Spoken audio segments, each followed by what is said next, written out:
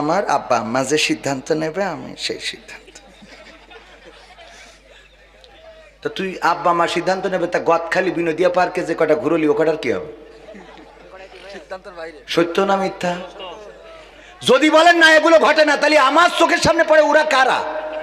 কথা কয় না, ওরা কারা এই কাজগুলো? ওরে ভদ্র, আমার আব্বা আম্মা যা বলবে আমি তাই করবো।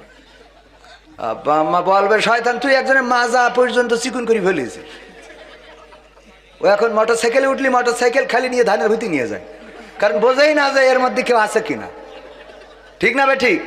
পুরো হালকা করে ফেলিস, 3 পিস লাগবে কোয়ান্তে দেবে, টেনশন করতে করতে কলার খান্দি চুরি করিস। আছে না নাই?